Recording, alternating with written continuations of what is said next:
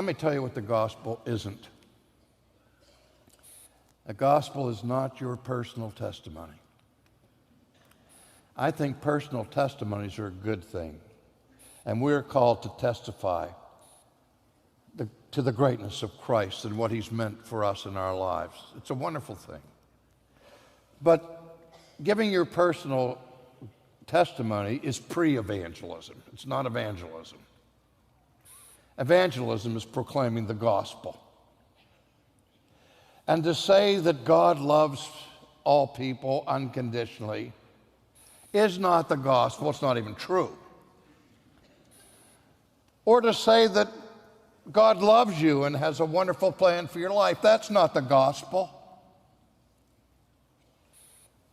The gospel in the New Testament is the gospel about Jesus, his person, who he is, his work, what he has done. For many, many years, I've taught in the seminary and taught, among other courses on the gospel.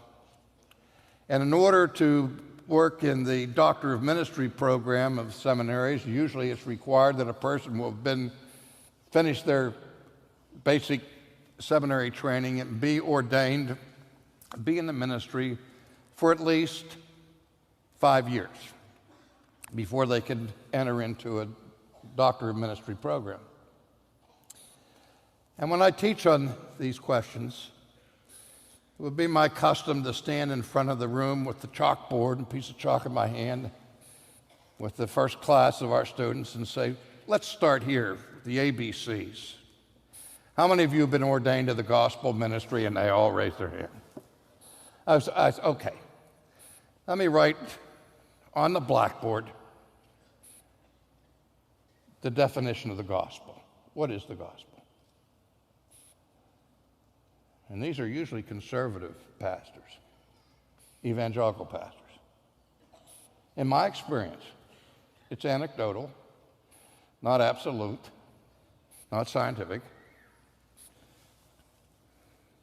Not 1 in 10 have been able to give an adequate definition of the gospel.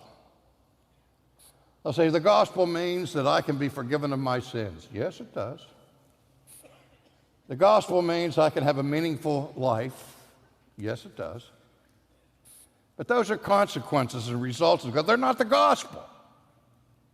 The gospel is a clearly defined message.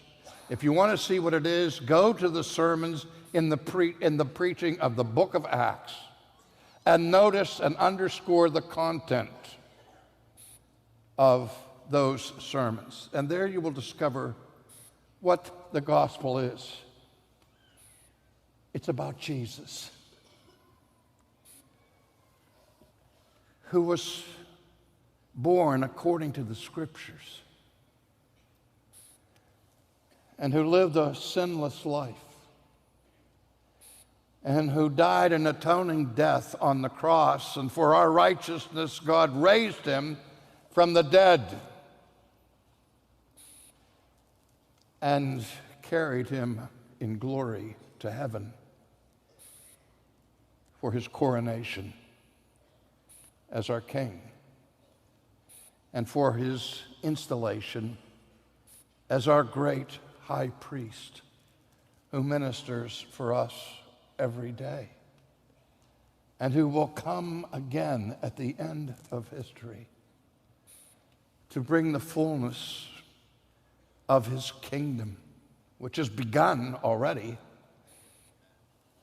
but will not be completely manifested and consummated until his return.